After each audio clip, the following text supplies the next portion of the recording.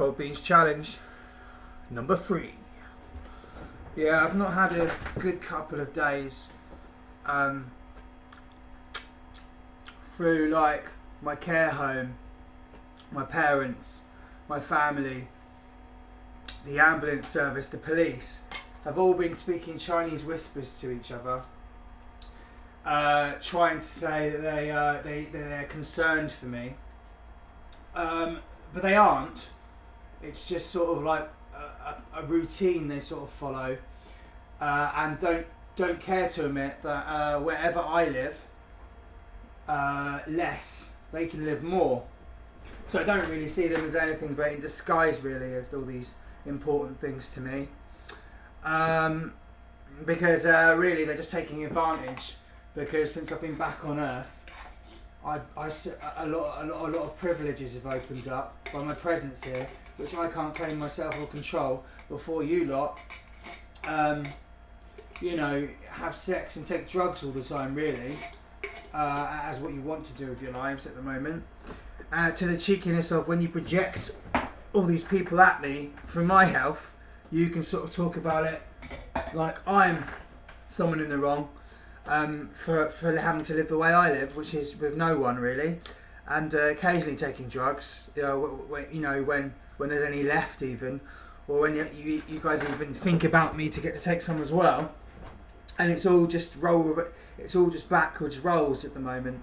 I'm having to be the lesser role, and I'm already the greater role by not being a tempted addict and riddled with bigoted ideas about people and exploiting them. And the thing about when you live outside of someone's addiction, you can feel it and see it more than they can. You're living in a different dimension to they are. So I can't speak to any of you about it. You just literally self-project at me from my awareness of your bad behaviour. And if you're wearing a badge, if you're the one that passes me my pittance in the morning, you're a police officer, you then get to act on it and take the energy, take the dominance, and then profit from it. Feel good, not in anything real, but planet Earth is still a sick place for status and drugs and criticism. It's just drastically unfair. I'm now going to be forced, I think, to go to hospital again because they want some of my blood.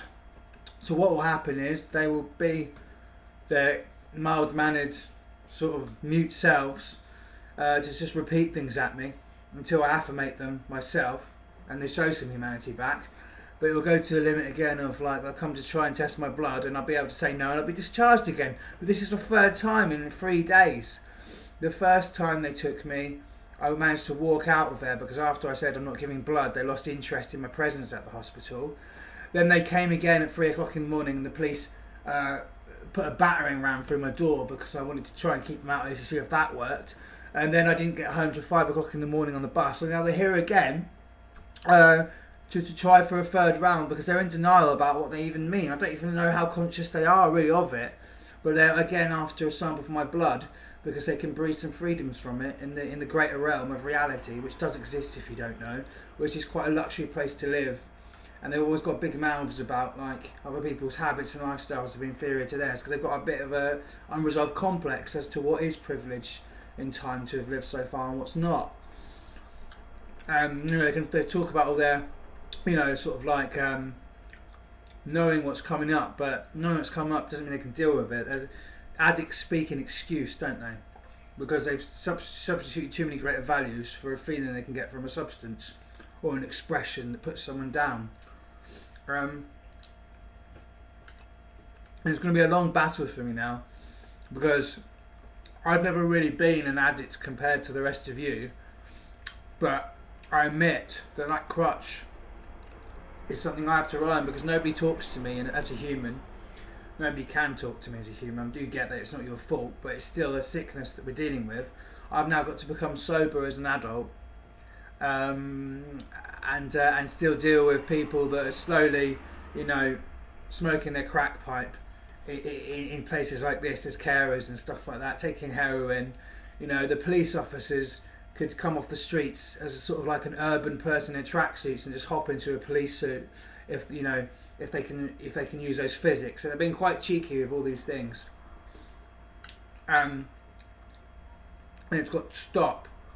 And I've got to be the one that's the new role model that doesn't exist in anything else to get us off these substances and these bad status roles where people put themselves above each other because they can, just by repeating it long enough and not thinking about what they really mean to be these representatives of such important things like the care system, the health system, the police system, the government system.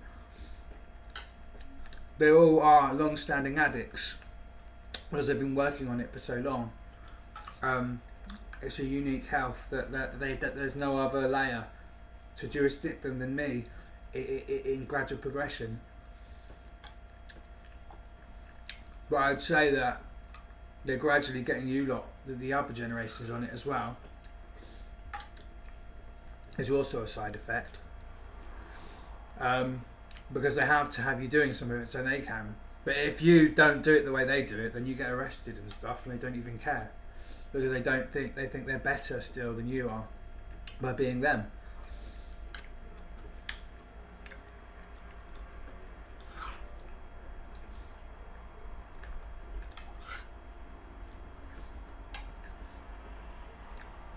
It's very violating though. Like, it is violating.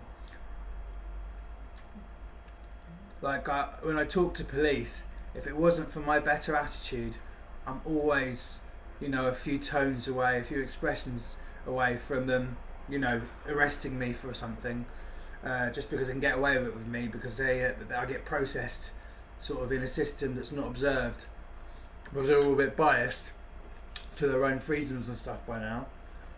And I don't like it.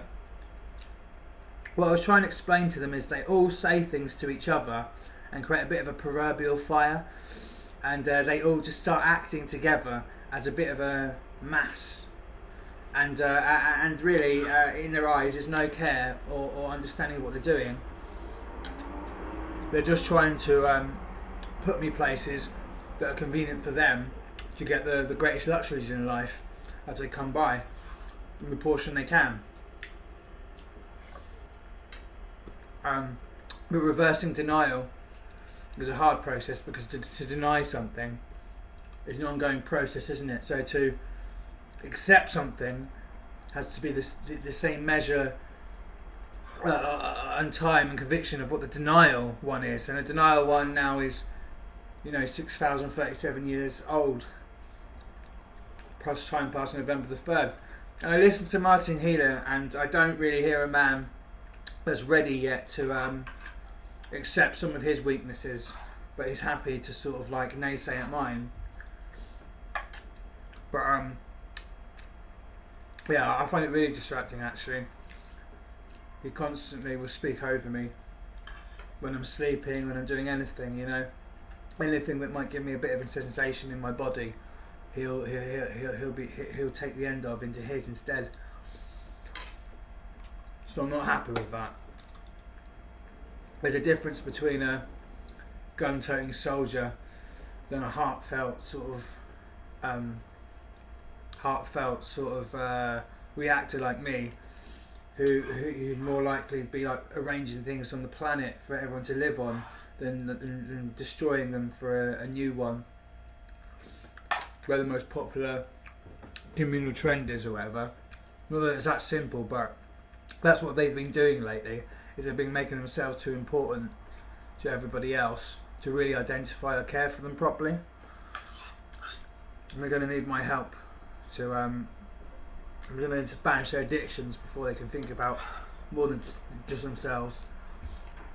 They're going to have to get a handle on like sex and consent and things like that, riddled with prostitution, drugs, boxing. It's all bad stuff. It doesn't make them more sane. And they're the people that rule the world. So that's why we barely get by, because I haven't got any more means to do anything for you. Anyway, that was Cold Beans Challenge 3.